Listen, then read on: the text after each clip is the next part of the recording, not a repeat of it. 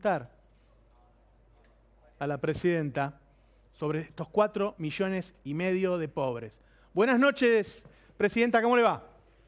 Bien, buenas noches, Navarro, ¿cómo le va? Bien. Empiezo con esto que estoy hablando, no sé si lo estaba viendo o si se lo comentaron. No, soy sincera, recién acabo de ingresar hace un rato. Cuénteme algo, por favor. Y lo que estamos mostrando es datos del Instituto Gino Germani, de CEPA y de la Universidad Católica Argentina. Presidenta, 4,5 millones de pobres nuevos hasta mayo. En 6 meses de gobierno se generaron 4,5 millones de pobres. En general están hablando que pasó de 11 millones a 16 millones, una cosa así. Es un récord. En el primer semestre de 2002, después de la crisis de 2001, no se habían generado tanto. ¿Qué piensa? ¿Por qué ocurrió, Cristina? Bueno, mire, en principio resulta difícil y me resulta extraño hablar después de casi 7 meses de haber terminado mi mandato. Y siempre es difícil hablar, ¿no?, de las políticas del gobierno que lo sucedió a uno.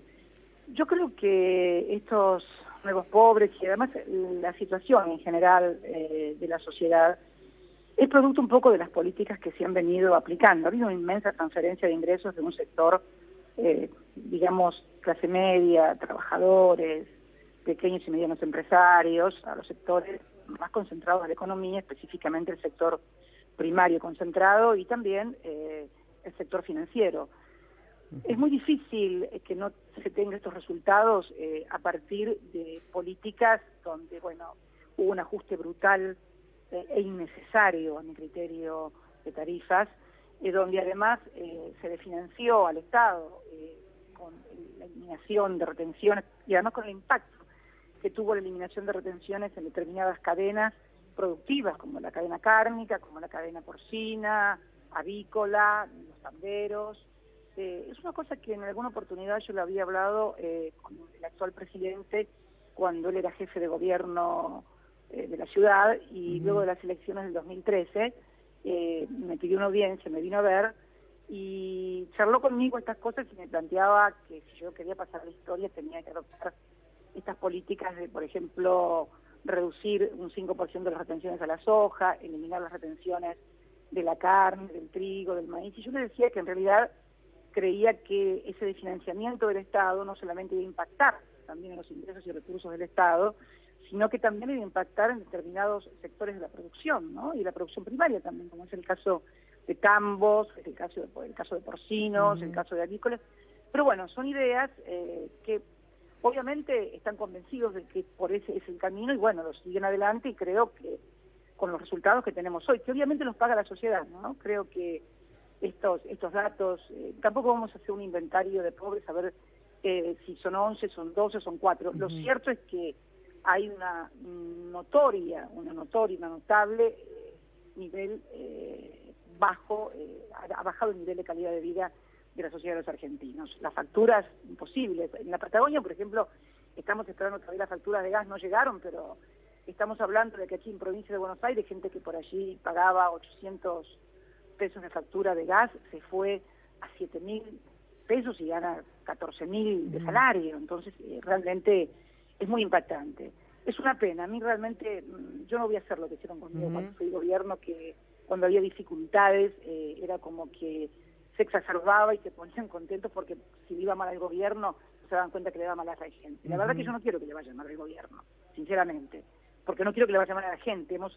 Hemos puesto mucho en estos años los argentinos. Fueron 12 años y medio muy fuertes en los cuales recibimos un país descapitalizado, endeudado. Yo quiero que recordemos por un instante lo que era la Argentina en el año 2003, ¿no? El nivel de descapitalización, el nivel de endeudamiento, el nivel de desocupación, el nivel de pobreza, de indigencia. Y con todas las dificultades y con todos los aciertos y errores, entregamos un país capitalizado, entregamos un país con aerolíneas argentinas, con YPF, con aguas argentinas, con los recursos de los trabajadores administrados nuevamente por el Estado a través del ANSES, con un nivel de endeudamiento del más bajo que se recuerda en toda la historia. Entregamos un país capitalizado y sin deuda prácticamente.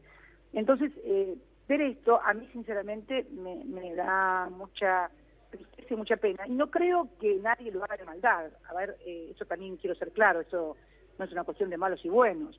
Cuestión que tiene que ver más con ideología. Pese que a nosotros nos acusaban de ser muy ideologistas y muy dogmáticos, me parece que también hay una gran carga de dogmatismo y de ideologicismo también en algunos sectores que, bueno, adhieren al libre mercado y que, bueno, que el Estado tiene que retirarse y cobrar la menor cantidad de impuestos posible a los que más tienen, porque si los que más tienen no pagan impuestos, lo van a derramar en inversiones. Y la verdad que en economía, Navarro, usted sabe que la ley de gravedad se aplica. Usted sabe que en física la ley de gravedad implica que si usted tiene una cosa de arriba para abajo, indefectiblemente cae y llega al piso, llega abajo. En economía es exactamente al revés.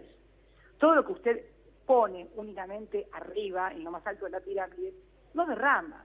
Pero no derrama porque los de la parte superior de la pirámide sean malos, sino porque no tienen capacidad de gasto y de consumo para la gran cantidad de riqueza que concentran y por lo tanto no la pueden bajar.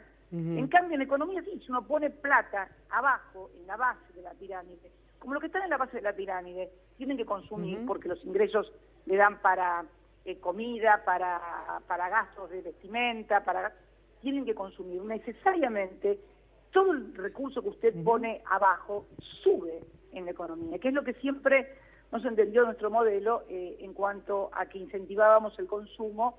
El otro día escuchaba a alguien que decía que era imposible sostener el nivel de consumo.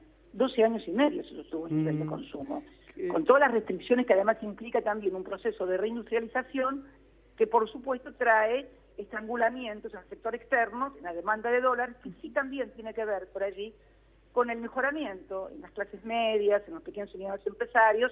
Luego también hay una presión sobre el tipo de cambio, pero bueno, son problemas más complejos. Presidenta, ¿qué puede hacer la oposición? ¿Qué puede hacer usted en particular para terciar en esta política del gobierno que tiene una minoría? Digo, si la oposición, mucha gente está preguntándose, bueno, ¿va a volver Cristina? ¿Va a ponerse al frente de la oposición? ¿Va a tratar de frenar este drenaje? No.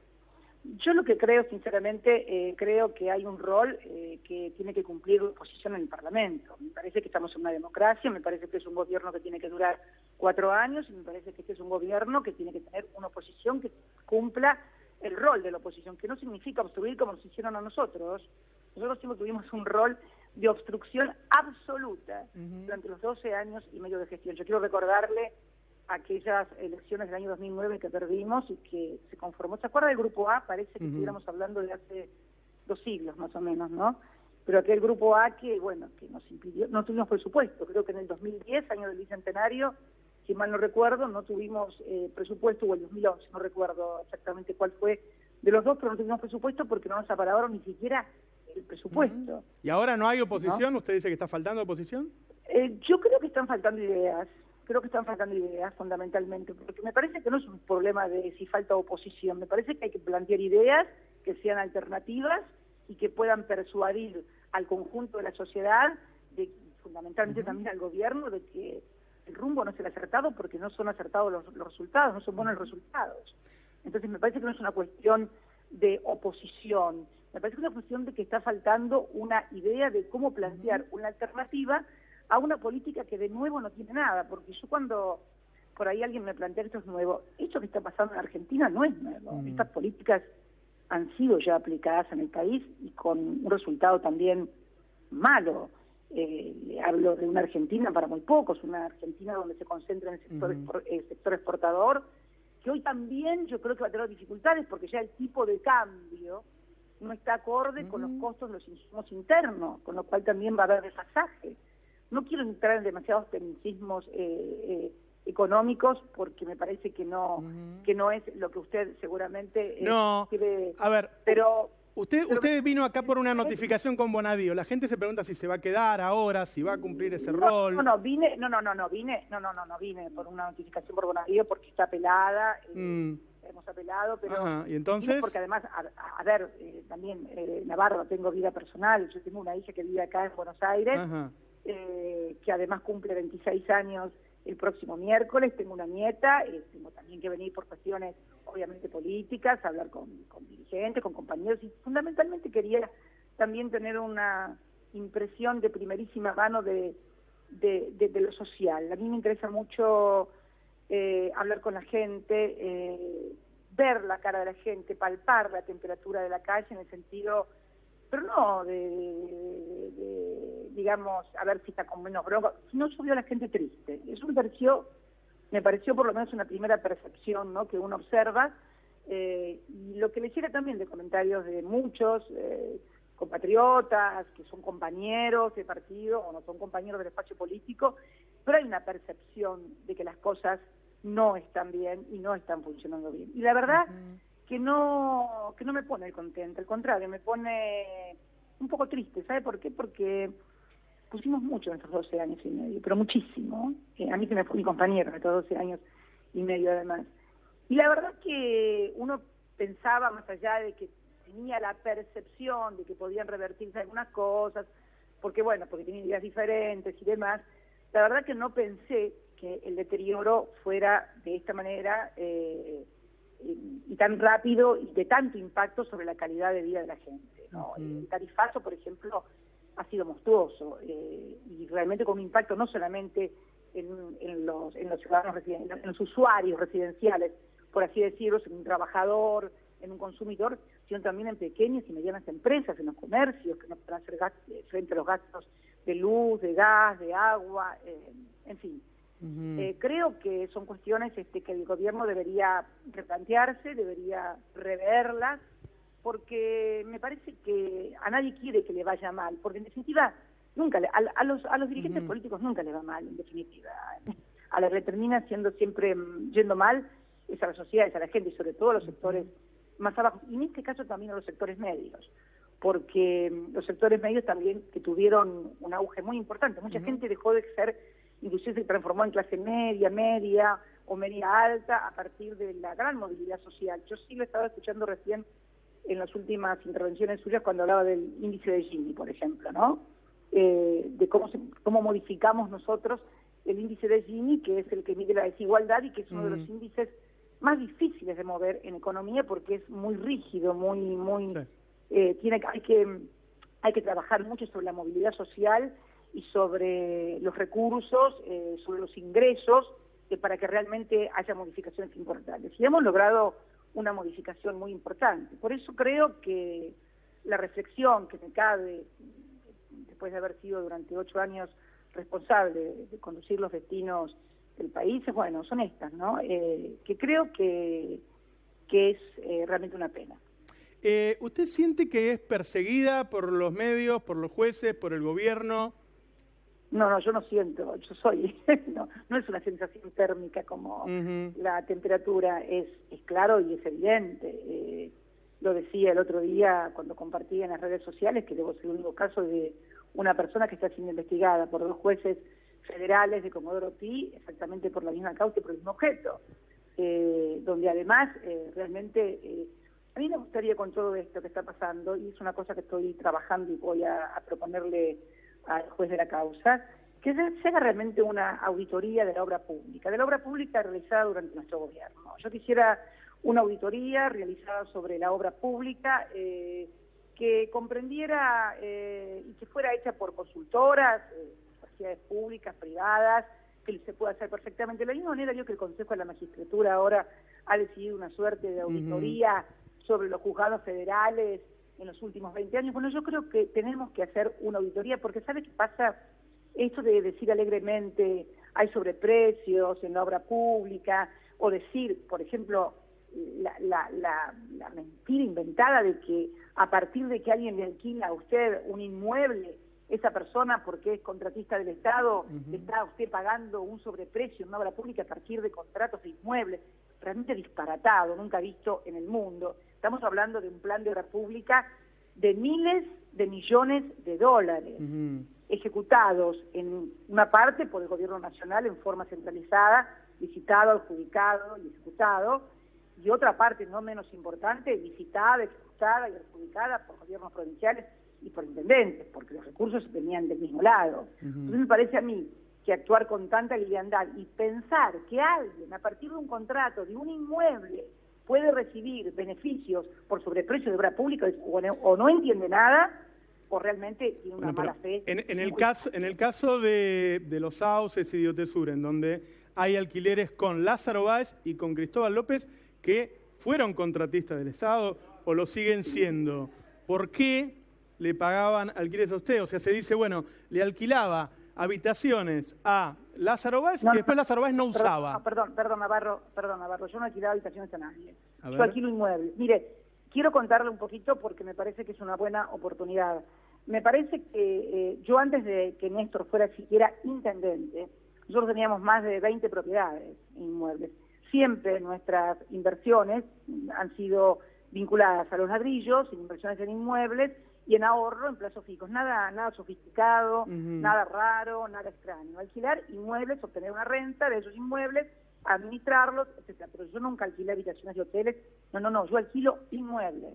Perdón. Es como, a ver, ¿qué me dice usted, por ejemplo, de que el presidente le está alquilando su casa al titular de la AFI, por ejemplo, Abras, que maneja fondos reservados? ¿Podemos decir que con los fondos reservados Abras le paga el alquiler al ingeniero Macri? No, me parecería una enormidad.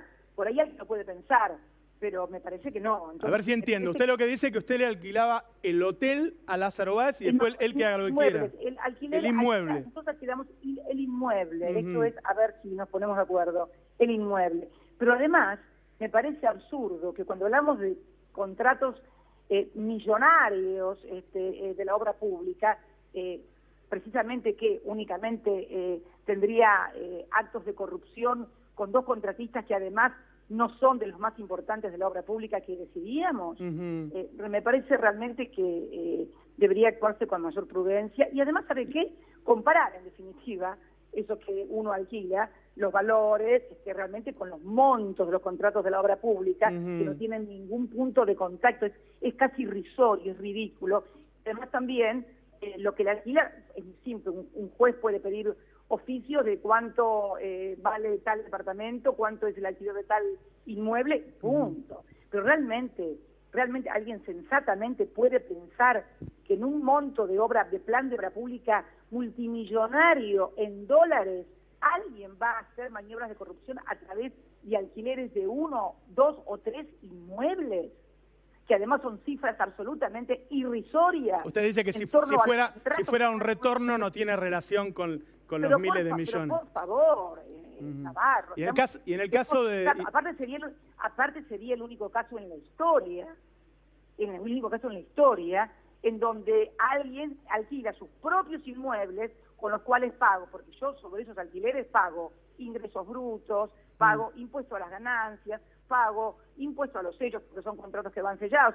Sería realmente un caso de corrupción muy particular, único en la historia, digno de ser insertado en algún manual. Y en el caso de Cristóbal López... Que no tiene ningún punto de relación con la envergadura, el volumen de la obra pública, pero además, si uno compara a estos contratistas en el ranking de los primeros 60, contratistas de obra pública a nivel nacional, bueno, no son los principales. Bueno, pero en el caso de Lázaro Báez sí es el más importante en Santa Cruz. Me parece a mí, sí, bueno, como serán otros en otras provincias, porque también le estoy diciendo que se descentralizaba la obra pública en las provincias. Por eso le digo que el 60% de la obra pública nacional se ejecutaba en forma descentralizada. Me interesa mucho, si me puede aclarar, cuando usted propone lo de la auditoría, para a ver si lo toma el gobierno, ¿a qué se refiere en particular? ¿A dónde el gobierno no lo tiene que tomar el gobierno. ¿Cómo va a tomar el gobierno una auditoría con contratistas que son amigos también de ellos? No. ¿Cómo va a tomar el gobierno una auditoría si acaba de firmarse un decreto hace menos de un mes? Usted sabe que se firmó un decreto de 691/16 que establece un régimen de redeterminación del precio de la obra pública. Para decirlo en castellano y que lo entienda usted y todo el mundo. La obra pública, usted sabe que se va a redeterminar los precios porque cuando hay una obra pública un tiempo paralizada o hay procesos inflacionarios, evaluatorios, hay que ajustar los costos. O sea, todas las obras que quedaron pendientes, que estaban en ejecución, algunas con alguna deuda y demás, tienen que ser redeterminados los montos. Bueno, ¿cómo van a ser redeterminados esos montos? Bueno, con este decreto 619 donde se fija un régimen de determinación. Ahora, ¿se imagina lo que va a ser esos régimen de determinación? Si nos hacemos eco de lo que dicen algunos sectores, que había sobreprecio en la obra pública, quiere decir que entonces van a redeterminar sobre obras públicas que estaban sobrevaluadas. Me parece que a partir de las acusaciones que hay y a partir de las decisiones que ha tomado el gobierno en cuanto a redeterminación de obra pública, lo que hay que hacer es una auditoría de corte para determinar exactamente si hubo sobreprecios en toda la obra pública, cómo se fijó ese sobreprecio y quiénes fueron los beneficiarios de ese sobreprecio, si realmente se quiere saber. Ahora, si se quiere hacer una casa de brujas contra Juan, Pedro, José y Diego, bueno, sigamos así. Pero ¿sabe qué? Me parece que no, porque es muy evidente y es muy grosero. Es más, hace unos días vi que el Gobierno Nacional le ha asignado a través de un DNU una importantísima partida en miles de millones de pesos para el soterramiento del Sarmiento. El soterramiento del Sarmiento fue licitado durante nuestras gestiones. Y una de las condiciones de quien ganaba la licitación era que tenía que traer financiamiento para realizarlo. Hubo una UTE en la cual intervino una importantísima empresa que era la tercera contratista del Estado y que no es precisamente ni amigo mío, ni tiene ningún contrato de alquiler conmigo, sino que es primo hermano del presidente, junto con otras empresas de origen brasilero. No se consiguió nunca que pusieran el dinero del financiamiento y por eso la obra se demoraba. Ahora se le otorgó, sin llamar a una nueva licitación, financiamiento del Estado Nacional, cuando las condiciones de la licitación establecían que tenían que ser sí o sí con financiamiento externo. ¿Cómo se va a determinar esta obra, el precio de esta obra? Pregunto yo. Una obra que fue licitada hace muchos años y a la cual ahora se le han asignado miles de millones de pesos. Por eso creo que urge a la transparencia, ya que están, algunos dicen, tan preocupados por la transparencia, de hacer realmente una auditoría de la obra pública. Se puede hacer perfectamente, porque si alguien puede decir que hay un sobreprecio es porque sabe el método de cómo determinar ese sobreprecio y cómo analizarlo. Si no, es simplemente un difamador profesional. Así que creo que... Usted lo conoció, lo conoció desde Santa Cruz, tengo entendido, a José López. ¿Usted tiene alguna teoría de qué se trata? O sea, apareció el secretario de Obras Públicas de su gobierno, que estuvo durante los 12 años tirando bolsos de dinero por arriba de un paredón.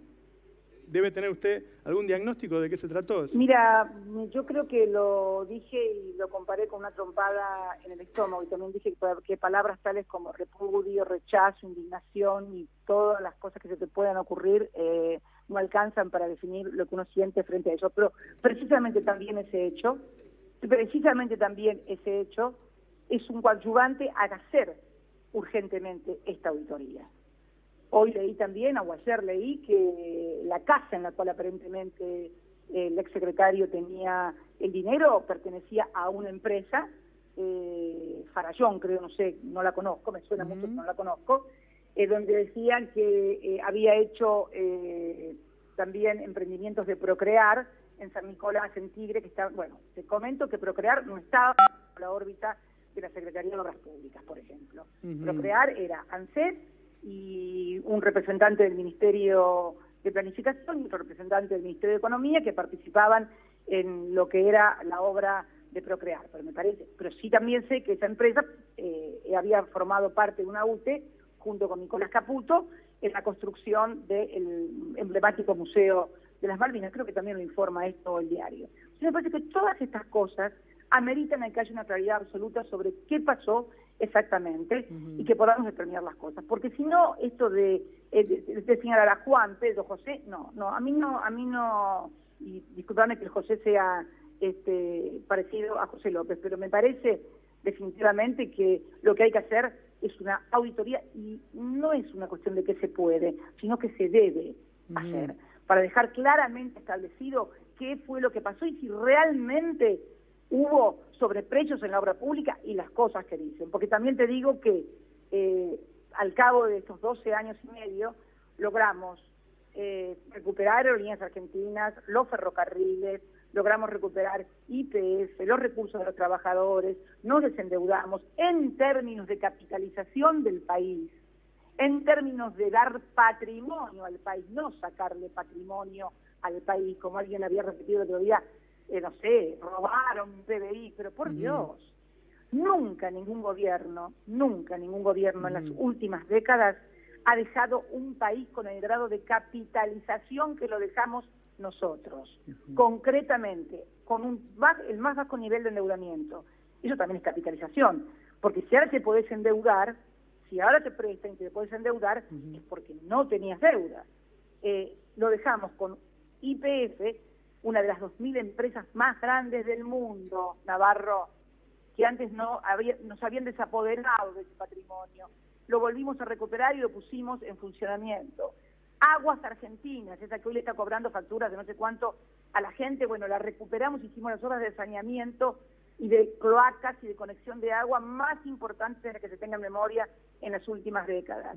Además recuperamos nada más ni nada menos que los recursos de los trabajadores, la administración de las AFJP, que se habían llevado $12.000 millones de comisiones, lo que nos permitió hacer la asignación universal por hijo, el Procrear, el Plan Progresar y además mejorar las jubilaciones. Las jubilaciones que estaban, cuando nosotros empezamos, Navarro, eran de 200 pesos y hacía 16 años que estaban congeladas. ¡Congeladas! A los jubilados nadie se aumentaba un peso. Hicimos una gente que no cobraba y que no iba a cobrar nunca porque se había caído el aparato productivo o porque no le habían hecho los aportes. Incluimos a millones, la mitad prácticamente de los que hoy cobran una pensión, una jubilación, es por las moratorias previsionales, que contribuyeron también a generar recursos para alimentar el CIPA, que es lo que yo te decía, el consumo, el gente que gaste y que mueva la rueda económica. Dejamos un país con un gran capital, con sindicatos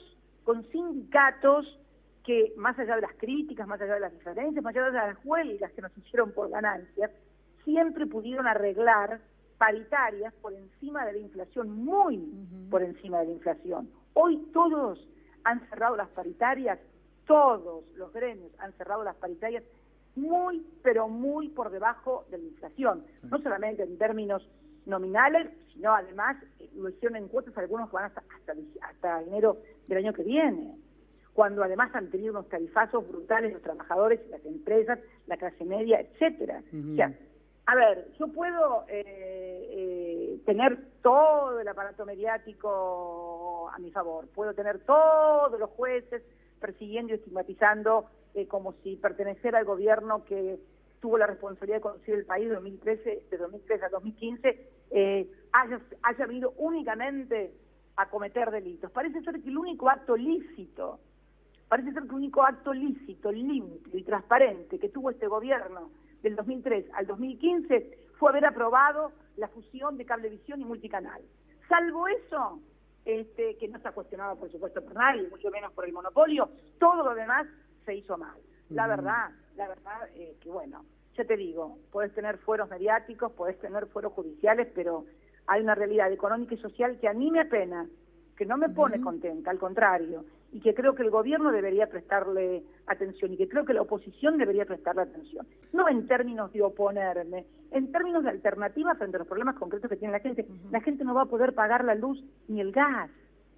Me decían el otro día en Mercedes, un muchacho, 14.000 pesos, él y la mujer un poco más, le llegó una factura, pagaba 800 pesos de luz, de gas, y le llegó una factura de 7.300 pesos.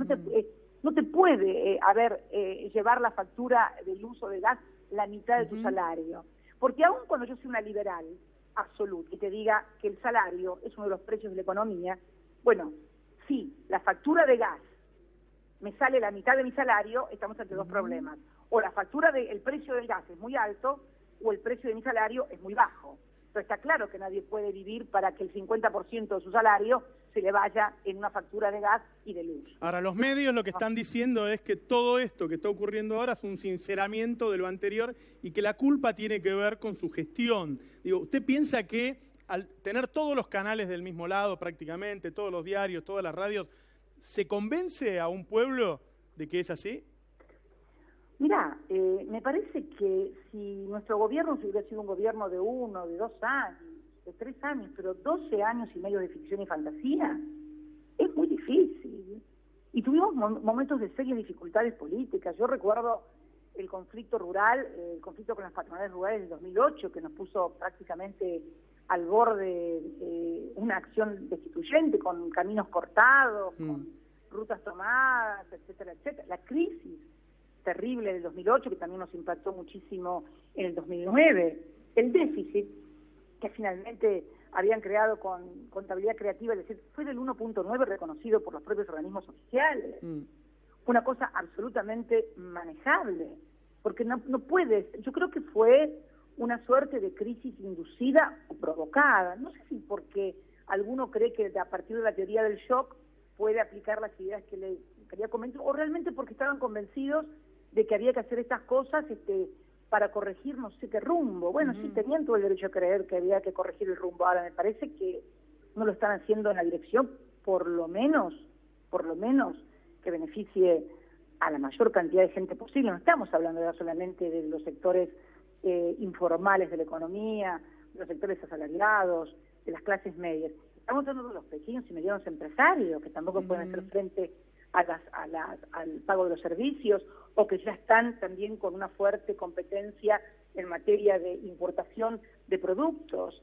Yo creo que deberían repensar algunas cosas, me parece que es lo que yo haría, lo repensaría, porque creo que sería una pena perder una oportunidad. Además es un mundo complicado también, Navarro. Vamos hacia un mundo complicado, un mundo donde hasta hace poco tiempo, que es lo que yo veo también, una clase política argentina muy endogámica, muy mirándose el ombligo, muy no hablando de lo que pasa en el mundo, ¿no? Yo cuando veo lo que pasó con Inglaterra en el Brexit, a ver, el Brexit yo creo que marca definitivamente el regreso a un mundo unipolar. ¿Por qué te digo esto? Porque durante el tiempo que nos tocó vivir a nosotros como gobierno, 2003, se estaba conformando un mundo más multipolar. Después de la caída del muro de Berlín, donde evidentemente había quedado un mundo unipolar, como Estados Unidos como único eje, el paso del tiempo fue creando nuevas realidades. Surgió la Unión Europea, acá en la región comenzó luego con mucha fuerza a fines del siglo XX, comenzó muy fuerte Mercosur, UNASUR, la CELAC, los BRICS, surgieron los BRICS también como las economías más fuertes, emergentes, donde Brasil tenía un lugar preponderante, obviamente, en ese lugar, y nos representaba en la región. Yo siempre le decía a Lula que él tenía que hacer fuerza para que ingresara a Argentina y fuera BRICSA, porque iba a ser más fuerte de esta manera Brasil, también Argentina y también la región. Y vos ya estás viendo hoy que en realidad el Brexit, más allá de las declaraciones que podía tener Estados Unidos a favor, que dudo que sean honestas, ¿no? A favor de que el Reino Unido permaneciera en la Unión Europea. Lo cierto es que hay un debilitamiento absoluto de la Unión Europea, hay un debilitamiento absoluto del Mercosur, el BRICS está golpeado la situación de Brasil, algunos inconvenientes que han tenido algunas economías. Entonces, me parece que estamos volviendo a un mundo unipolar, y eso puede ser que no es bueno, ni siquiera es bueno para quien aparentemente resulta beneficiario, en este caso Estados Unidos. Siempre la concentración excesiva de poder termina siendo mala, definitivamente. Yo creo que la multipolaridad no era una cuestión únicamente de democracia, sino también de seguridad y de distribución de riesgos, ¿no? Me parece, bueno, creo que también tenemos que mirar este mundo como va a venir, ¿no? Porque, te vuelvo a repetir, se está conformando un nuevo perfil de un mundo al que creíamos que habíamos llegado con el mundo multipolar a una modificación. Hoy mismo la seguridad, hoy mismo explotó en Irak y volaron 160 personas por los aires, y también hubo un atentado, creo, cerca del Estadio de Francia. O sea, por allí algunas cosas que uno ha dicho en los organismos internacionales, no sé, en un G20 de San Petersburgo, en un Consejo de Seguridad de Naciones Unidas, tal vez no le hayan gustado a los oídos de alguna gran potencia, pero esto de matar al mensajero, de enojarse con el mensajero cuando uno ve lo que está pasando y tiene una percepción. Yo me acuerdo de la percepción que tuve de la primavera árabe, donde todos planteaban que la primavera árabe había llegado y que entonces iban a terminar esas culturas de extrema religión o de los estados, digamos, teocráticos, etcétera, etcétera, y resulta ser que la revolución o la primavera árabe resultó finalmente terrible, fiasco. Mira lo que está pasando con el ISIS, esos grupos terroristas. Entonces, me parece a mí que hay que tener una mirada sobre todo eso y decir a todo que sí, para quedar bien, y bueno, sí, podés quedar bien. Y la región, y la región, Presidenta, lo que está pasando con Dilma, digo, ¿piensa que se va a derechizar la región?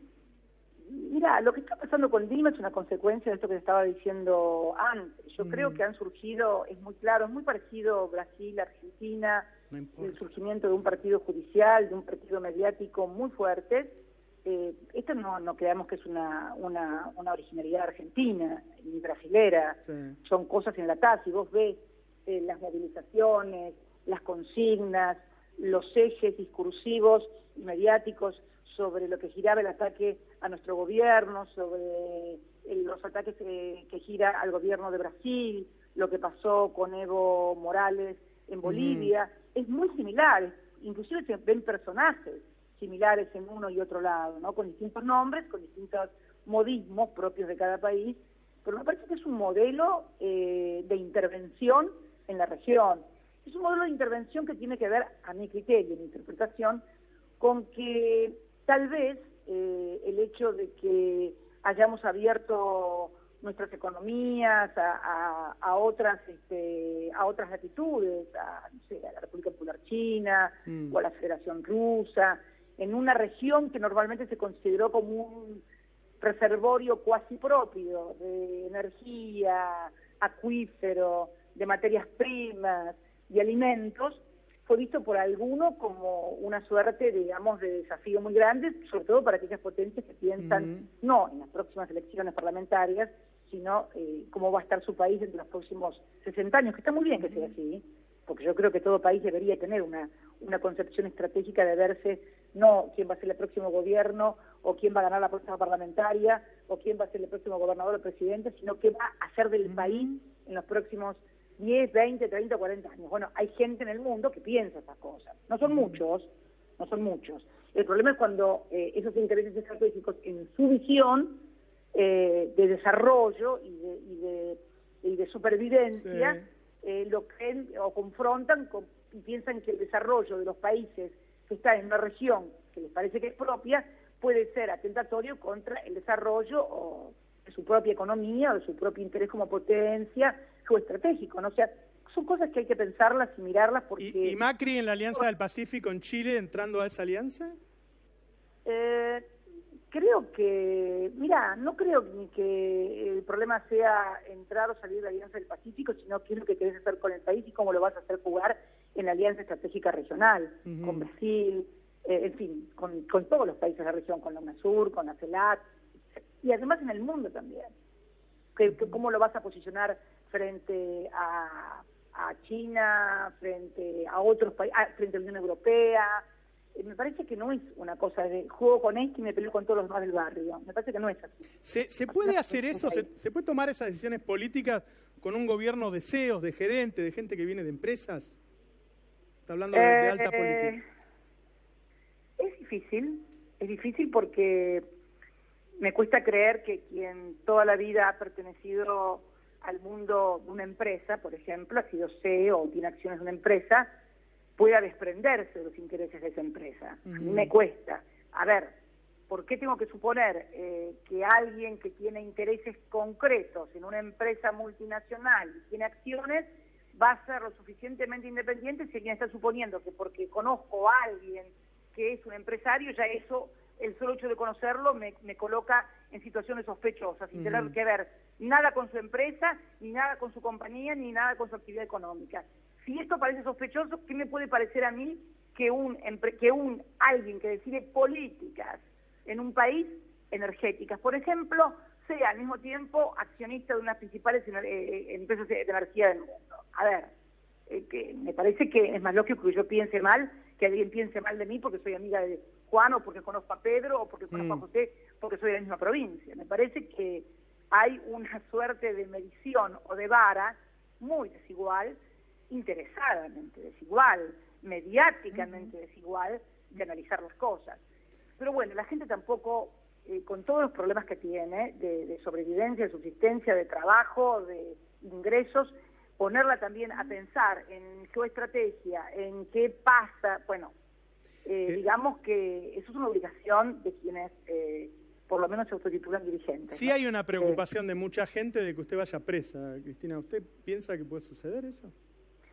Mirá, son los riesgos que toma quien ha tomado las decisiones en materia de... ¿Vos creés que, por ejemplo, haber decidido recuperar la CFJP, haber decidido recuperar YPF, haber decidido recuperar el poder adquisitivo de los trabajadores en paritarias libres, haber decidido, por ejemplo, que lo que reclamaron los organismos de derechos humanos toda la vida, que era precisamente el juicio y la responsabilidad de quienes cometieron el genocidio de la dictadura, ¿vos te crees que todo eso no tiene un precio? Yo sé que todo tiene un precio. Y cuando uno toma esas decisiones, si yo hubiera hecho lo que hicieron otros, seguramente no tendría problemas. De hecho, de la Rúa no tiene ningún tipo de problemas. Sin embargo, terminó con el megacanje, el corralito y 30 muertos en la Plaza de Mayo.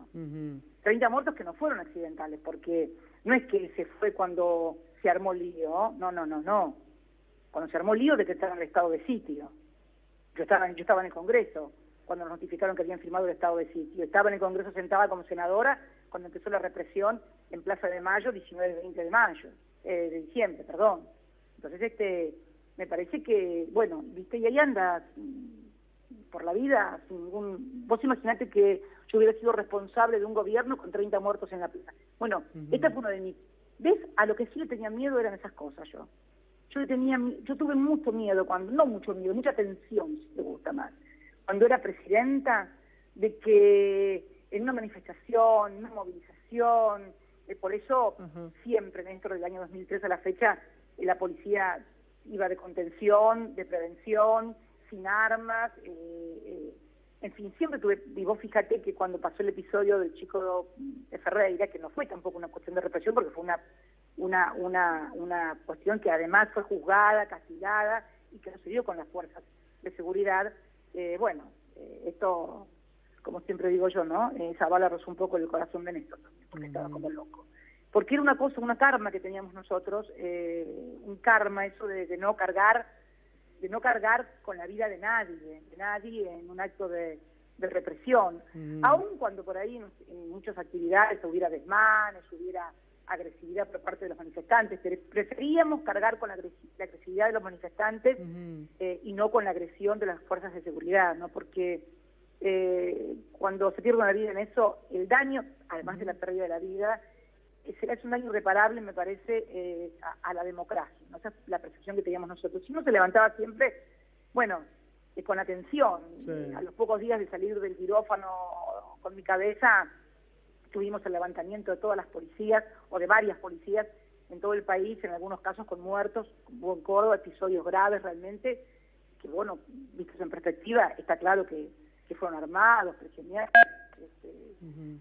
también atención de por ahí, movilizaciones, huelgas, porque por el impuesto a las ganancias. Entonces, uno cuando mira esto en perspectiva y dice, la verdad que pese a todo, ¿no? Pese a todo, pudimos sobrellevar una oposición muy dura, durísima, pudimos sobrellevar actos, realmente actividades de huelgas por la ganancia o cortes de calles por cosas, y la verdad que, eso sí lo veía con mucha atención. Lo otro son los avatares de la política cuando vos decidís representar determinados intereses. Si vos representás los intereses de las minorías y no tocas ningún interés, no te pasa nada, absolutamente nunca nada.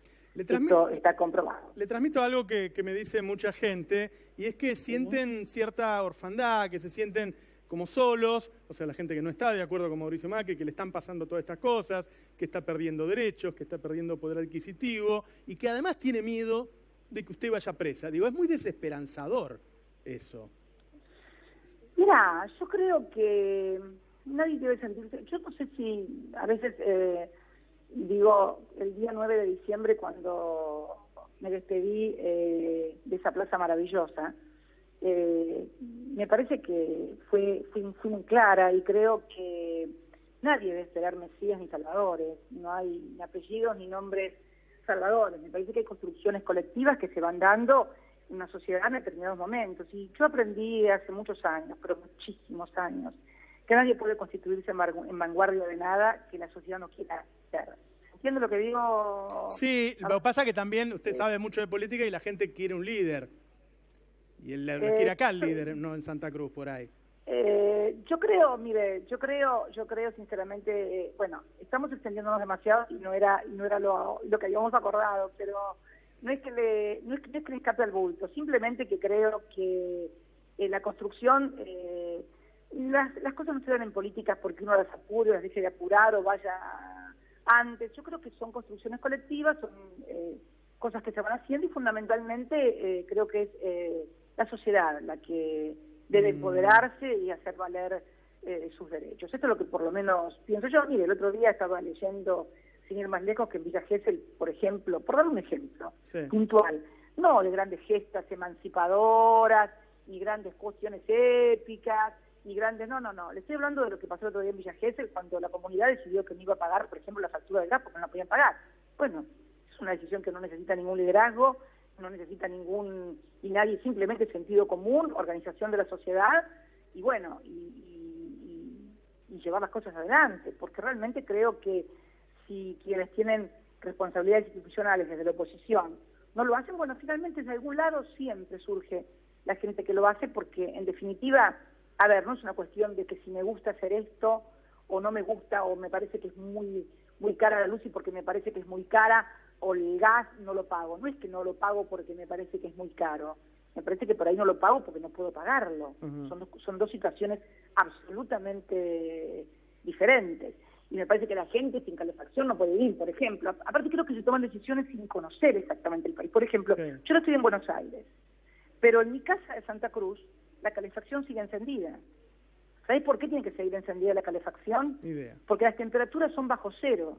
Y aunque vos no estés en tu casa, si no tenés la calefacción encendida, se te congelan las cañerías y se te revientan las cañerías en tu casa. Vos sabés que, por ejemplo, en Santa Cruz, en pleno invierno, cuando tenés temperaturas bajo cero, tenés que dejar corriendo el hilo del agua para que no se te congele en la cañería el agua. ¿Sabés que los tanques de agua no son como los que vos ves ahora cuando vas a los barrios acá en Capital Federal o en Gran Buenos Aires, que ves el tanquecito arriba de la casa? Vos en el sur no vas a ver ningún tanque, están todos en el entretecho los tanques. ¿Por qué están en el entretecho? Porque reciben el calor de la calefacción para no congelarse el agua en el tanque. Con lo cual vos tenés que dejar la calefacción en tu casa, no por ahí como cuando estás vos, que la tenés más calientita porque no te morís de frío, y no porque estés en remera, porque estoy en suéter adentro de mi casa, sino porque realmente necesita tener una temperatura ambiente, porque afuera hay 4, 5, 6 o 7 grados bajo cero, entonces necesitas tener adentro una calefacción por sobre cero para que no se te congelen las cañerías. Yo te cuento una anécdota. En el año 82, y cuando termine me despido, por favor. En el año 82, lo recuerdo muy bien porque fue el año del advenimiento de la actividad política después de Malvinas, y habíamos salido a afiliar muy fuerte, y tuvimos un invierno muy duro. Yo tuve un accidente, inclusive porque tenía un escarche, casi me mato en el auto, y me acuerdo que congeló la cañería abajo del pavimento, la cañería que ingresaba a mi casa. La casa que ahora vive Máximo, es una casa que era donde vivíamos nosotros antes de irnos a la gobernación, bueno, la casa que ahora vive Máximo, que la amplió y la modificó, esa misma casa se quedó sin agua porque abajo estaba el frío y la cañería no estaba a unos 20 centímetros abajo del pavimento, que se nos congeló y hubo que picar el pavimento. ¿Escuchás lo que te estoy diciendo? Tuvimos que picar el pavimento para descongelar la cañería porque nos habíamos quedado sin agua, aún con calefacción dentro de la casa, de las bajísimas temperaturas que teníamos afuera. Ahora, si vos todavía viviste en Capital Federal y el único lugar con nieve que conoces es cuando vas a esquiar, bueno, entonces es probable que creas, y esta gente, pero por favor, si te pones un buen suéter, te pones frente al hogar un chocolate caliente, entras en calor enseguida. Pero cuando vos no vas a la nieve porque vas a esquiar, sino porque vivís en medio de la nieve, bueno, la cosa es distinta. Es una cuestión de timing, es una cuestión también de conocer, de saber, de haber vivido. Me parece que no es tan complejo después de todo, ¿no, Navarro? Pero digo, para no dejar un mensaje tan desesperanzador. No más, no más. ¿La gente va a estar mal? Digo, no hay una posibilidad de que cambie el gobierno y haga otra cosa. ¿Qué sé yo? Mira, las esperanzas siempre es lo último que se debe perder. Y es lo último que un dirigente, cualquiera sea el lugar que ocupa, debe perder, porque me parece que es la obligación de todo dirigente alentar a la gente y darle esperanza. Yo le dije alguna vez, cuando alguien me dijo en un programa de televisión hace muchísimo tiempo que él era escéptico y no creía, y que él como intelectual tenía el derecho de no creer y de dudar y de no tener esperanza. Bueno, yo dije, bueno, mire, usted tendrá el derecho como intelectual, pero ¿sabe qué? Yo hago política, yo tengo David de Viñas. creer, de pensar. Sí, creo que fue él, creo que fue un programa de cambiar, de que se puede cambiar y que se pueden hacer las cosas. Y bueno, ¿por qué no podemos tal vez pensar que cambiemos pueda cambiar? Cristina, muchas gracias por este reportaje. Gracias, buenas noches. Buenas noches. Bueno, fue Cristina Fernández en el primer reportaje que da desde que se fue de la Casa Rosada y en uno de los pocos reportajes, la verdad, que ha dado la presidenta mandato cumplido Cristina Fernández. Digo, a ver, ahora está Víctor Hugo Morales esperándome, enorme gentileza de venir a acompañarme en una noche como esta y vamos a analizar lo que dijo la presidenta. Digo, en principio, recordemos que pidió una auditoría de toda la obra pública en Argentina de todos los últimos tiempos. Es decir, le está pidiendo a la justicia, bueno, ustedes dicen que yo tuve algo que ver con esto, auditen toda la obra pública. Hizo una comparación interesante entre los supuestos retornos por alquileres de hoteles y qué sé yo, y el tamaño de la obra pública de 10 o 12 años, que fueron como 200.000 millones de dólares, que por ahí sirve para sacar alguna conclusión, decir, bueno, si hiciste obra pública por 200.000 millones de dólares y me dieron 2 millones de dólares, no parece razonable, no parece